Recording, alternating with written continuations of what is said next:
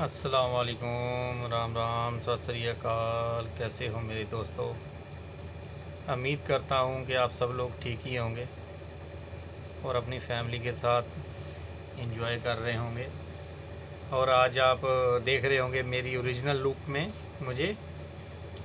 तो बहुत सारे दोस्तों के मैसेज कमेंट वगैरह आ रहे थे बहुत दिन से कि भाई जी आप वीडियो बनाइए, सर आप वीडियो बनाइए, आप ब्लॉग बनाइए, आप क्यों स्टॉप हो गए। थोड़ा दिन से मैं बिज़ी था, थोड़ा बहुत ज़्यादा वर्क आ गया था मेरी जॉब पे, तो बहुत ज़्यादा बिजी हो गया था, इसलिए थोड़े दिन टाइम लग गया, तो सॉरी उसके लिए। तो ये वीडियो आई है जॉब के अंदर वर्क की कंडीशन क्या है, कैसे काम मिलता है, अनलीगल पर्सन को क्या क्या राइट वगैरह मिलते हैं, कौन कौन सी कंट्री में क्या क्या काम मिल सकता है, किस कंट्री में हम लोग सेफ़ हैं और किस कंट्री में डॉक्यूमेंट ईज़िली प्रोवाइड हो जाते हैं।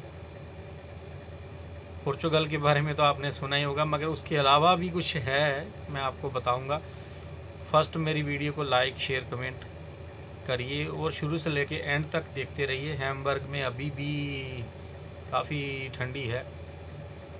अभी मैं बाहर से ही आया हूँ तो बहुत सारा कोल्ड था यहाँ पे। हवा चलती रहती है, ठंडी हवा है। बाकी इंडिया वगैरह में मेरी फैमिली रहती है, उनको मैं फ़ोन करता हूँ तो बोलते हैं बहुत ज़्यादा टेम्परेचर है एशियन कंट्री में, इंडिया बांग्लादेश पाकिस्तान में काफ़ी हाईएस्ट टेम्परेचर है इन दिनों में चल रहा। जैसे कि बोस्निया के बारे में काफ़ी बात करते रहे थे। बोस्निया का आज का रेट जो है तकरीबन 2.5 से 3 साढ़े 3 लाख के बीच बीच में है। काफ़ी लोग मुझे बता रहे थे, मेरे कमेंट्स वगैरह में भी लोगों ने बताया कि भाई जी आपको प्रॉपर नॉलेज नहीं है, आप वीडियो वगैरह में क्लियर नहीं बता रहे। देखो, मैं पहले भी बता चुका हूँ कि मैं कोई एजेंट प्रोवाइड नहीं करवाता, ना ही मैं डंकी को प्रमोट करता हूँ। डंकी या डोंकी प्रमोट नहीं करता हूँ। तो इसके लिए जो भी नॉलेज देता हूँ आपको आगे बढ़ने के लिए हौसला अफजाई करता हूँ कि आप आगे बढ़ो। यही बहुत बड़ी बात है कि मैं कोई एजेंट की कमी नहीं है मेरे पास। एजेंट बहुत हैं, हज़ारों में लाखों में एजेंट पड़े हुए हैं, अलग अलग कंट्रियों में पड़े हुए हैं, ठीक है। मगर एजेंट प्रोवाइड करवाने से क्या आप भरोसा करोगे? आप भरोसा मेरे ऊपर करोगे, मेरी वीडियो के ऊपर करोगे? आप खाली अपना सर्कल के अंदर अंदर एजेंट देखिए। लोकल एजेंट करेंगे तो आपको बेनिफिट मिलेगा, क्योंकि जब आप मानो पंजाब के रहने वाले जाके बॉम्बे में जाके एजेंट, बॉम्बे के एजेंट से कांटेक्ट करते हैं तो वो एडवांस में पैसा भी मांग लेता है और आप फंस जाते हो। लोकल एजेंट रहेगा, चाहे वो कहीं से भी आगे करके दे, उसकी रिस्पॉन्सिबिलिटी रहती, कल को हम उसको पकड़ सकते हैं, ठीक है। और ये जो गलती कर रहे हैं ना आगे जाने के चक्कर में, तो कुछ टाइम यूरोप के अंदर स्पेंड करो तो आप सब के लिए सही रहेगा। तो जो लोग नए आने वाले हैं, जो आ चुके हैं, उनके लिए बता रहा हूँ। पहली तो बात करूँगा पुर्तगाल के ऊपर। पुर्तगाल के अंदर और जर्मनी के अंदर रूल रेगुलेशन थोड़े टाइट हो गए हैं। अभी सडनली 2 दिन पहले ही मेरा दोस्त पुर्तगाल में मूव हुआ, उसके पास 2 साल का कार्ड था।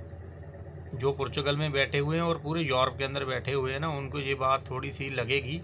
मगर अभी सडनली मेरा दोस्त गया है, उसको जब वो रीन्यू करने के लिए गया ना, 2 साल की आईडी फाइनल मतलब यहाँ की लैंग्वेज में फैतिश बोलते हैं, तो अभी डच लैंग्वेज करते करते फैतिश बोलना शुरू कर दिया, फिनिश हो गई थी। तो वो गया उसको रीन्यू करने के लिए, तो उन्होंने उससे प्रूफ मांगा है कि भाई आप टैक्स दे रहे हो, टाइम टू टाइम सब कुछ कर रहे हो, मगर आप ये हमें गारंटी दो, ये श्योर करो कि आप जो पुर्तगाल के अंदर ही थे 2 साल के कार्ड लेने के बाद में। अब जिस कंपनी में काम कर रहे थे, जहाँ पर भी काम कर रहे थे, उसका प्रूफ दो। प्रूफ के लिए वो क्या देगा? मैंने भाई ये कंपनी में टैक्स दिया था। कंपनी वाले बोले कि हाँ ये आदमी यहाँ पर था, क्योंकि सेटिंग से काम होते हैं, सब बोल देंगे। मगर उसके अलावा हम सब लोग गलती करते हैं। जो एक हमें फनास नंबर मिलता है, उसके साथ में कौंती बेंती, वो कौंती बेंती अगर महीने में 1-2 बार, 6 महीने में 1-2 बार करवाते रहेंगे तो हमें बेनिफिट मिलेगा। जो लोग आ चुके हैं यूरोप, मेरी तरह ही यूरोप की दूसरी कंट्री में काम कर रहे हैं ना, तो वो अगर कौंती बेंती करवाते रहेंगे ना, तो उसका फ़ायदा मिलेगा। वो कॉन्टिवेंती की रसीद होती है, अपने पास रखो। कोई पूछ रहा है उसको फटाक से दे दो। अब उसके पास कुछ नहीं है, अभी वो उसको आईडी डिले कर रहे हैं, 2-3 महीना 4 महीना लग जाएगा। एक मेरा दोस्त है, वो भी जर्मन से ही गया था वहाँ पर आईडी लेने के लिए। वो फर्स्ट आईडी थी, पिछले 9 महीने से आईडी का वेट कर रहा है। 9 महीने हो गए उसके फिंगर होके, अभी तक उसको आईडी नहीं मिली है। हमारी खुद की गलती होती है, खुद हम लोग गलतियाँ करते हैं, तब जाके लोगों को, दूसरों को भी प्रॉब्लम क्रिएट करनी पड़ती है। अभी उसके पास प्रूफ नहीं है। जब कॉन्टिवेंती का चक्कर है, जब हम लोग पूरे यूरोप के अंदर हैं, तो हमें 1-2 बार कंटिन्यू थोड़ा बहुत कॉन्टिवेंती करवाते रहना चाहिए। मैं खुद, मेरी खुद की, मैं आउटसाइड में हूँ, मैं खुद महीने के अंदर 3 बार कॉन्टिवेंती करवाता हूँ। तीनों से अलग अलग बार मैं करवाता हूँ कि मैं कभी भी ये प्रूफ करना हो जाए तो प्रूफ हो जाए, कोई टेंशन नहीं है। अगर कोई आदमी बाई एयर आ रहा है, जहाँ जा रहा है, जहाँ पर किसी भी आपके बहुत सारे लोग होते हैं। हम लोग पुर्तगाल में इसलिए जाते हैं कि हमारा कोई ना कोई जान पहचान वाला होता है वहाँ पर रहने वाला। अगर हम लोग ट्रेन में इधर उधर सफ़र करे हैं, कोई टिकट विकट है हमारे पास, वो जमा अपने पास रखो। किसी का टिकट भी पकड़ के अपने पास रखो, या फिर अपने नाम से वहाँ पर ऑनलाइन रिजर्वेशन करवा दो, अपने नाम से किसी और को बिठा दो। टिकट क्या है, 14-15 यूरो की टिकट मिलती है लिस्बन से, कहीं पर भी लगा दो। जैसे संता दुनिया में मैं रहता था, संता दुनिया से लिस्बन आने में 14-15 यूरो की टिकट है सारी। वो एक प्रूफ हो जाता है कि मैं यार यहाँ से यहाँ इस डेट को गया था। अगर नहीं गया था तो फिर टिकट कहाँ से आई। तो ये चीज़ें हमें थोड़ी बहुत अपने आप पे रखनी होगी। नंबर 2 पे जो पुर्तगाल की आईडी है, वो बेल्जियम के अंदर चेंज हो जाती है। जो फर्स्ट आईडी है, बहुत सारे लोगों को नहीं पता। सब लोग सोचते हैं 3 साल की आईडी मिलेगी तब जाके चेंज होगी। ऐसा नहीं है भाई। अगर आपकी लिंक है बेल्जियम के अंदर आईडी चेंज हो जाती है। अगर आप वर्क कॉन्ट्रैक्ट लेते हो, जो पुर्तगाल के अंदर टैक्स आप नॉर्मल टैक्स देते हो, वहाँ पर हाई अमाउंट में टैक्स देना पड़ता है। मगर पेपर चेंज होते हैं, पुर्तगाल के पेपरों से ज़्यादा वैल्यू उसकी हो जाती है। हाँ, पासपोर्ट जरूर 5 साल में मिलता है पुर्तगाल का, मगर बेल्जियम का पासपोर्ट थोड़ा लॉन्ग वे में थोड़ा टाइम लेता है ज़्यादा।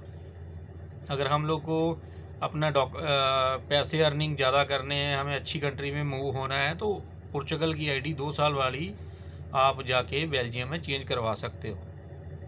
ये भी एक लास्ट वे है। और बेल्जियम की आईडी 2 साल के बाद, यानी कि 4 साल के बाद, टोटल 4 साल के बाद जर्मन में कहीं पर भी आप चेंज करवाना चाहते हो करवा सकते हो, अच्छी कंट्री में करवा सकते हो। वो भी एक है।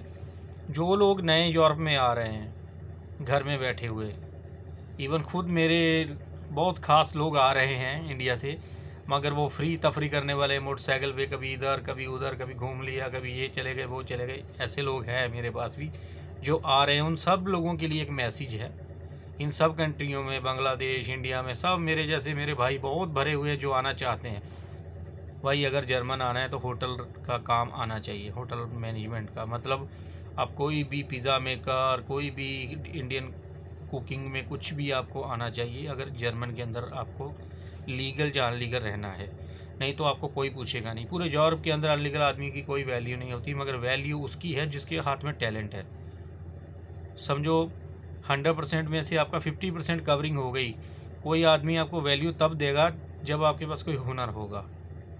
जब आपके पास हाथ में कोई हुनर नहीं है तो आप हेल्पर का काम मांगने जाओगे, ना आपको भाषा आ रही है, ना आपके पास डॉक्यूमेंट है, ना आपको काम आता है, तो आपको कोई नहीं रखेगा। लेबर के लिए कोई वैल्यू नहीं है। क्योंकि ये मेरा पर्सनल एक्सपीरियंस है, मैंने धक्के खाए हैं। ठीक है, अब जाके काम सीखे हैं। काम सीखने के बाद में थोड़ा थोड़ा करके अब जाके कुछ ना कुछ सेटलमेंट में हूँ। शुक्र है उस रब का जिसने मुझे यहाँ तक पहुँचा दिया।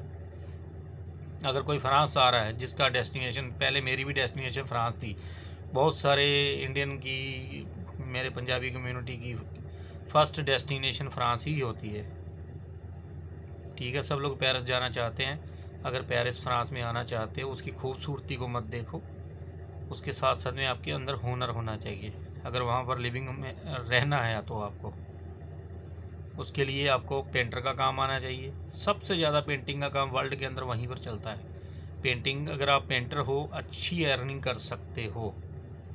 अगर आप इलेक्ट्रीशियन हो, प्लम्बर हो, जिन कामों को हमारे लड़के करना नहीं चाहते, बहुत सारे लोग हैं फ्री में फिर रहे हैं बस। ठीक है, वहाँ पर कोई डिग्री नहीं चाहिए कि हमें यार हमें तो ग्रेजुएशन की हुई है। बहुत सारा अगर कोई पढ़ा है नहीं पढ़ा है मगर काम आता है ना, इलेक्ट्रीशियन का, प्लम्बर का, पेंटर का, तो आप राजी हैं। 100 यूरो तक सैलरी मिलती है एक दिन की। 100 यूरो मतलब आप 8-10 हज़ार रुपया पर डे कमा रहे हो पेरिस के अंदर, मगर आपको काम आना चाहिए। अगर आपको काम नहीं आ रहा है, अगर हेल्पर मांगोगे वही 40-50, 40-50, 40 तो मिनिमम है ही ना, 50 मिल जाते हैं कोई रियल केस में। फ्रांस में ये काम चाहिए, यूरोप में अंदर, इटली में तो चलो डेयरी फार्म का काम है ही। डेयरी फार्म में अगर कोई है तो डेयरी का काम बहुत है वहाँ पर, तबीले वगैरह में काम मिल जाता है, एग्रीकल्चर में मिल जाता है। स्पेन, इटली, पोर्चुगल ये एग्रीकल्चर स्टेट है, यहाँ पर एग्रीकल्चर में काम मिलता है ज़्यादातर। अगर कोई आदमी, ये भी हार्ड वर्क है, इतना इजी नहीं है कि हमें कुछ नहीं आता चलो एग्रीकल्चर तो है ना। एग्रीकल्चर भी कोई आसान काम नहीं है। पूरा पूरा दिन सिर झुका के काम लगे रहो लगे रहो लगे रहो, फिर जाके 40-50 यूरो हाथ में आते हैं शाम तक। अगर हुनर है तो आपको रिस्पेक्ट मिलेगी, इज्जत मिलेगी। ये ड्राइवरी ड्रूवरी करना ये सब बात की बातें हैं। ये अच्छी स्किल की लोग कर सकते हैं जिनके पास डॉक्यूमेंट हैं, तब जाके ड्राइवरी होती है, तब जाके कुछ बड़ा काम भी होता है। और ये जो मॉल वगैरह में काम करना चाहते हैं कि हम लोग तो बस थोड़ा पढ़े लिखे हैं, थोड़ा स्मार्ट दिख रहे हैं तो हमें मॉल्स वगैरह में काम मिल जाएगा। यहाँ यूरोप में ये मॉल वगैरह का काम लीगल बंदों के लिए ही है भाई। मैंने बहुत धक्के खाए फ्रांस के अंदर, स्पेन में, हर कंट्री में। ठीक है, 8-10 कंट्री यूरोप की घूम चुका हूँ अभी तक, वहीं पर भी काम नहीं मिलता है। लेबर में मिलेगा, अब लेबर का काम करो, बस लेबर समझो कि गधे बन गए, लगे रहो सुबह से शाम तक, नीचे से ऊपर 5वीं मंजिल तक ले चलो उठा के बोरी। ये काम मिलेगा आपको, कोई टेंशन नहीं है। अगर आपको कुछ करना है, इलेक्ट्रीशियन, प्लम्बर और ये पेंटर का काम सीख लो, नहीं तो किसी भी रेस्टोरेंट में इंडिया में ही कहीं पर लग जाओ। थोड़ा बहुत पिज़्ज़े का काम, थोड़ा बहुत कुकिंग वकिंग, ये वो इंडियन डिशेस वगैरह बनाना सीखो। बहुत सारा ये यूरोप का जो सिस्टम है ना, यूरोप के सिस्टम के अंदर घर में खाना कोई नहीं बनाता है। यहाँ यूरोपियों में अंदर सब लोग बाहर से ही ऑर्डर करते हैं। 95% बाहर से ऑर्डर है, 5% कुछ हमारे एशियन लोग जो आके पुराने सेटल हुए हैं वही बनाते हैं। बाकी सब ऐसे पिज़्ज़े बर्गर खा के ही ज़िंदगी गुजारा कर रहे हैं यहाँ पे लोग। तो ज़्यादातर मैं यहाँ पर एक और बात बता रहा हूँ, अपने भी बताऊँगा। चाहे मैं सरदार हूँ, आपने देखा होगा एक ज़माने के बाद में आज मैंने अपने सिर पे पगड़ी बांधी है, परना बोल सकते हैं इसको। यहाँ पर मिक्सअप होके रहना पड़ता है। अगर आप एकदम टिप टॉप होके निकलोगे ना बाहर, तो आपको, मैं खुद बताऊँ, मेरे एक दिन के अंदर 2 बार पुलिस वालों से आमना सामना हो ही जाता है। तो बस हेलो हाय करके अपना कॉन्फिडेंस लेवल में चलते हुए जाओ, कोई नहीं पूछने वाला। जब आप बिल्कुल डरोगे, आपकी लुक अलग रहेगी। अब मैं ऐसी लुक में बाहर जाऊंगा तो मुझे फटाक से लोग जान लेंगे यार ये सरदार है, और जो मेरी वीडियो देख रहे हैं उनको भी पता मैं सरदार हूँ। तो ऐसे ही पुलिस वाले पहचानते हैं ये सरदार है। तो लुक चेंज करना पड़ता है। एक ज़माने के बाद में आज मैंने पगड़ी बांधी है, तो एक याद आई कि सब लोग मिस कर रहे होंगे, तो मैंने सोचा कि चलो वीडियो बनाते हैं इसके ऊपर भी आज वीडियो, तो पगड़ी बांध के बना रहा हूँ। तो ये ऐसे आप ये काम कर सकते हो यूरोप के अंदर। और जो पुर्तगाल के अंदर मेरे भाई बैठे हुए हैं ना, वो थोड़ा सा कंप्रोमाइज़ करें यार। ये जो नए लोग आ रहे हैं उनका खून मत निचोड़ो। कम से कम कोई 800 यूरो मांग रहा है, कोई 1000 यूरो मांग रहा है फ़ाइल भरवाने के लिए। जब आपको मालूम है कि कितने पैसे लगते हैं, सबको मालूम है, 200-300, वो भी शायद नहीं। मैंने तो अपने ज़माने में 400 यूरो दे के भरवाए थे, मगर ये 800-900 यूरो नाइंसाफ़ी है। 12-12, 14-14 लाख रुपए दे के लोग 20-20 लाख रुपए दे के आते हैं, घर बार बेच के पता नहीं कैसे कैसे आ रहे हैं मजबूरियों में। थोड़ी सी इंसानियत दिखा दो, ज़्यादा नहीं, मुझे मालूम है आपका भी पेट है, फैमिली है, मगर थोड़ी सी इंसानियत दिखाओ कि कोई ये ना कहे कि यार हाँ बेईमानी हुई। मैंने 400 यूरो दिया, मगर मुझे मालूम है, मैं सेटिस्फाई हूँ। मैंने, कुछ लोग बोलते हैं यार 100 यूरो में हो जाता है काम, कोई बोलता है 150 में हो जाता है। ठीक है, 400 यूरो शेफिसेंट सा लगा, मुझे दे दिया चलो, मगर ये 1000 यूरो बहुत ज़्यादा है। अभी एक आदमी ने कॉन्ट्रैक्ट लगाया, जो लोग अभी कॉन्ट्रैक्ट नया लगाने वाले हैं, कॉन्ट्रैक्ट लगाया 4200 यूरो का, और मेरा चल रहा है 1300 यूरो का। तो भाई ये ज़मीन आसमान का फ़र्क, थोड़ा सा इंसानियत दिखाओ और अपने लोगों को, अपनी कम्युनिटी को। मैं ये नहीं बोलता हूँ कि इंडिया वाले इंडिया को करें, जिस सब एशियन कंट्री है, सब हमारे स्ट्रगल करने वाले भाई हैं, जो नए आ रहे हैं, जो आ चुके हैं, एक दूसरे को सपोर्ट करो। मैं जिस कम्युनिटी में अभी रह रहा हूँ, जिस जगह पे मैं रह रहा हूँ, ये सब तुर्की लोग हैं, तुर्की, मोरक्को, और ये ज़्यादातर अरब कंट्रियों से ही बिलोंग करते हैं। वो इनके अंदर एक बात मैं इनके अंदर रह के सर्वाइव करके जान लिया हूँ मैंने, ये लोग अपने लोगों को इतनी सपोर्ट करते हैं, हद से भी ज़्यादा। एक दूसरे को लड़ेंगे भी ज़्यादा, और कोई मुसीबत आ गई, कोई प्रॉब्लम आ गई, तो एकदम से जमा हो जाते हैं। अभी तुर्की के अंदर ये प्रॉब्लम आई थी थोड़ा दिन पहले, तो ये लोगों ने, बहुत सारे लोगों ने पैसा इकट्ठा किया, सामान इकट्ठा किया और तुर्की को भेज दिया। और हमारे यहाँ पे 2 इंडियन शॉप थी, एक ने दूसरी की टांग खींची, दूसरे ने उसकी खींची, एक आदमी ने दुकान बंद कर दी। जबकि चाहिए ये था कि अपने में ही थोड़ा सही रहते और ऊपर उठते और अपनी कम्युनिटी स्ट्रांग होती। अब वो एक बेचारा चला गया, बेच के ही चला गया, इससे फ़ायदा किसी को नहीं होने वाला है।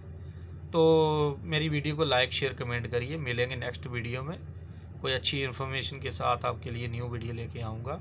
अभी थोड़ा स्ट्रेस है, थोड़ा वर्क स्ट्रेस बहुत ज़्यादा है, क्योंकि अभी समर शुरू हो रहा है ना, तो इसके लिए काम बहुत ज़्यादा बढ़ गया है।